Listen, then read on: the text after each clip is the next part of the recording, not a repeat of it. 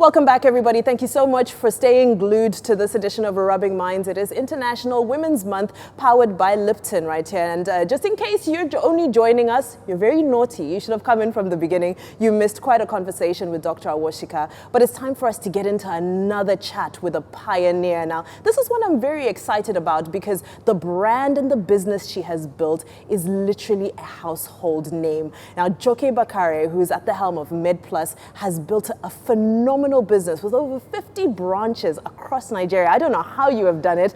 Welcome to the show. Thank you very much.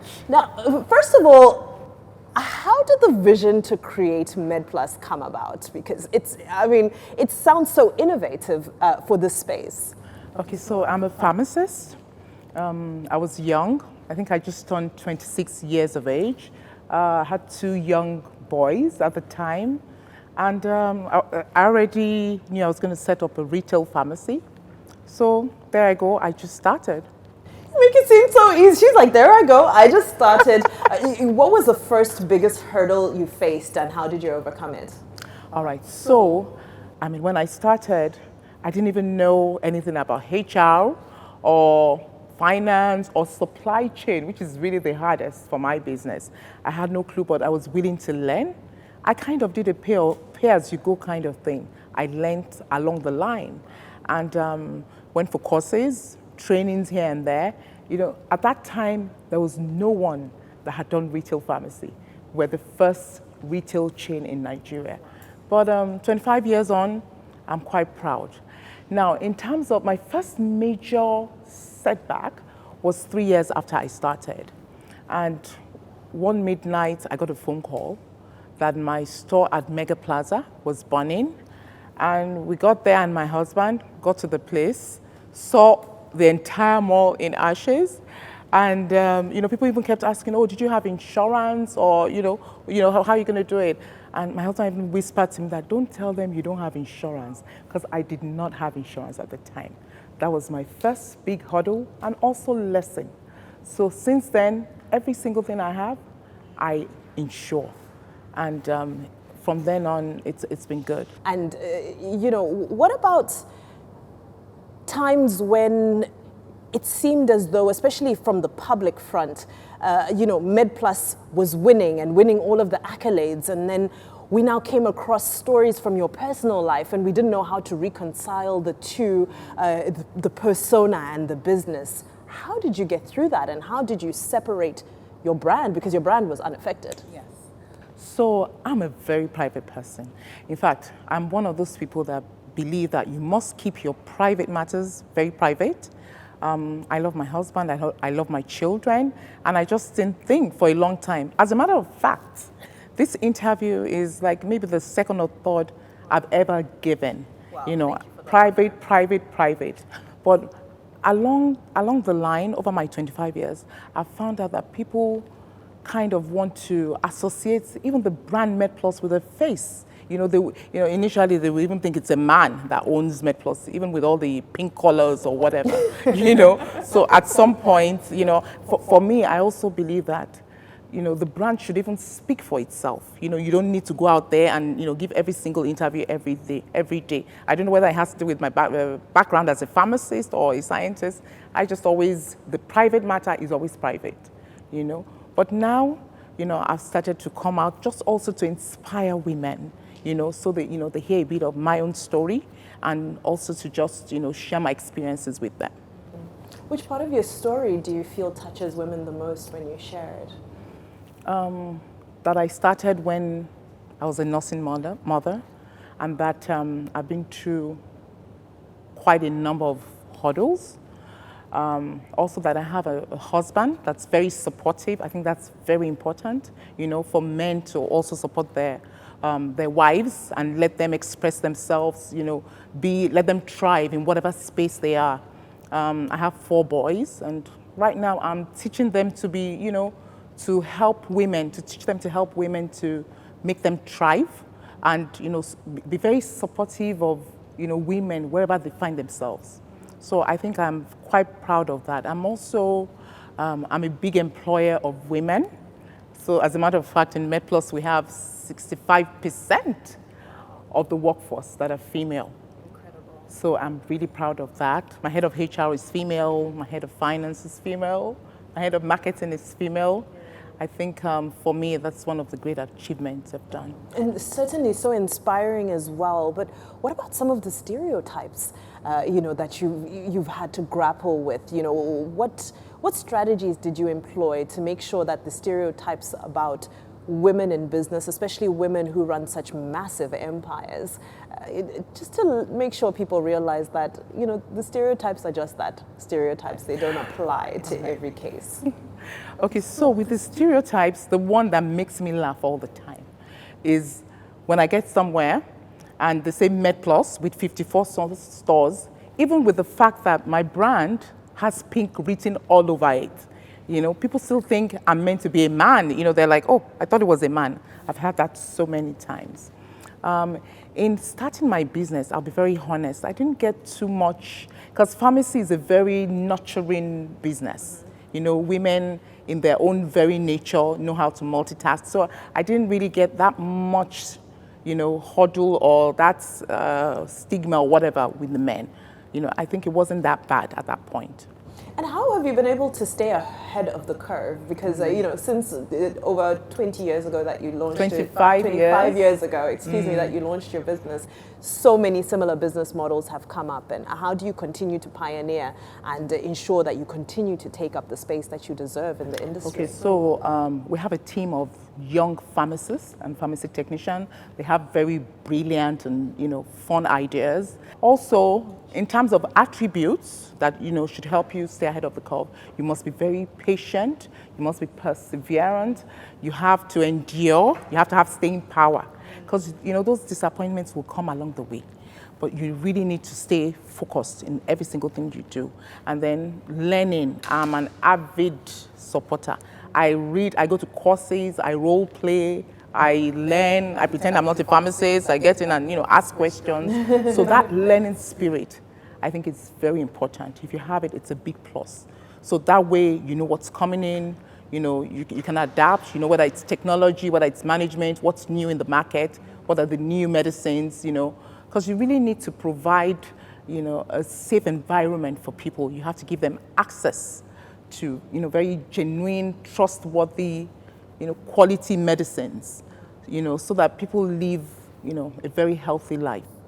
What I hear when I speak to you, I see obviously a born entrepreneur and then so many other qualities within you that make it very clear as to why you've been successful. However, I feel that as African women, we're almost born entrepreneurs in our own way. Why do you feel that African women are a little bit more reluctant to take on the role that you have to start giant empires? We're sort of more satisfied with just, a small business. Keep it small. Let it just be a small, manageable business. What is it that we need to overcome so that more women can engage in big business, national business, open chains, departments, offices across the country in the way that you have?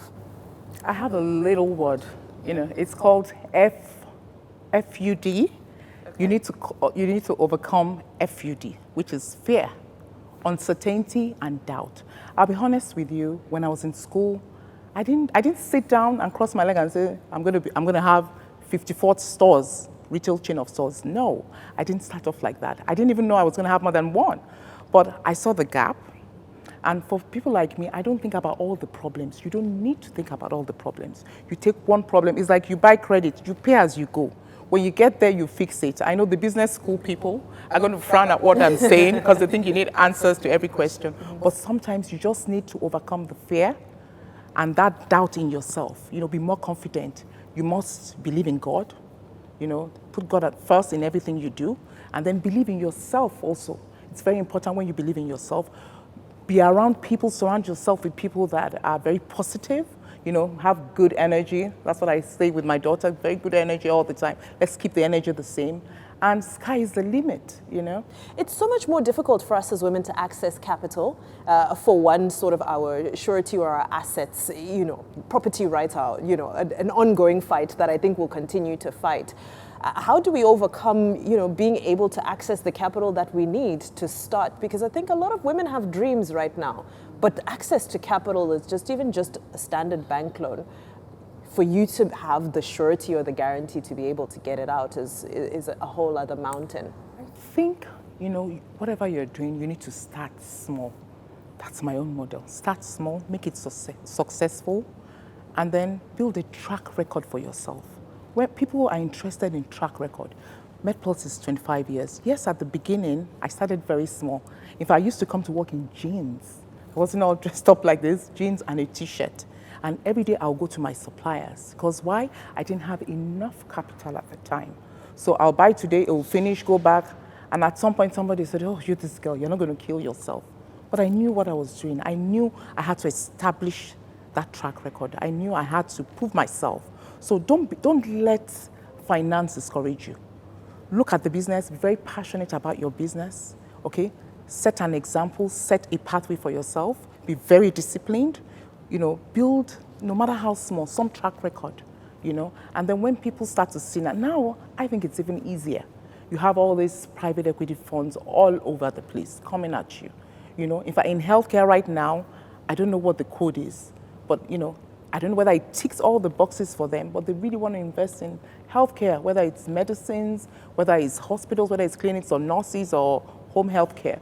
It's an industry that they really want to put money in. So if you're disciplined with yourself, you start small, don't overcome the fear and uncertainty, I think sky is the limit. Certainly, and we need to round up soon, but before we go, a mother of 4 boys, what are the most important lessons you'll teach your boys about this year's theme, which is I Am Generation Equality? What are you instilling in them to be able to inspire them to imbibe the meaning of generation equality as they grow older? Okay, I'm so happy about the generation equality. I'm happy about the conversations going on. A lot of progress has been made in that area. And I really, I talk to my boys. First of all, they have to be supportive husbands when and if they do get married, without my husband being behind me. It's important you said if. Yeah. So there isn't the pressure. My second son, he was here earlier, but he left. He's 27 years old, and now I don't even see a track. But they see what I'm doing, and they know that without my husband being a big support, if he fought me each day, I said, oh my God, I have to be in the warehouse till 12, or we're still doing stock taking today, I would not be where I am today, or I have to go for meetings, or I have to travel. You really need to teach those boys, because I can see what my mother-in-law has done in my husband. He's not perfect, but he's made me thrive and made me flourish in what I was doing. So it's to be supportive of whatever female. It doesn't even have to be their wives, whether in the workplace, whether at home, whether they're friends. When you see women, because women are naturally, they're the best. I'm sorry, guys. I'm not abusing anyone, but women are the best. They know how to juggle everything together. You need women in everything you do. Women make a difference anywhere they are. You can see examples of, of all women all over the place. So do you think we're going to see an end to patriarchy anytime soon? Well, closer than before, right. Definitely. Yeah. Closer than before. And I hope it comes sooner than we even think. The conversation is good, and the progress is tremendous. I'm quite happy and pleased with it. Exactly, and charity is beginning at home. Exciting to see women like yourself, strong women, raising men who understand that there's a shift in the conversation and in the culture. So that's really exciting. Jackie Bakare, thank you so much for your time. Your final words for your viewers? Women, stay focused, be determined, never give up. Be your very best that you can be, and sky will be the limit. Of course, happy Women's Month. That was an insightful chat with Joke Bakare of MedPlus Pharmacies, over 50 stores across Nigeria. I mean, that is incredibly one of the greatest success stories that we've heard from women in business. However, on that note, this is where we call it a day. Now, we've brought you all shades of women, but so many things in common. Successful, driven, determined, confident, inspired, and also ready to pay it forward. So wherever you are, don't be afraid to start. Wherever you are, being a woman is not a handicap, it's not a disability. In fact, it's right now you're in the right place at the right time to be a woman set up to do great things. This has been Rubbing Minds throughout the month of March. It's been the International Women's Month special powered by Lipton. My name is Vimbai Mutiniri. It has been an absolute pleasure taking you through this journey. Thank you so much for the gracious time you've given us to tune in every single Sunday. Don't worry, we'll be back very soon. But for now, take care. Bye-bye.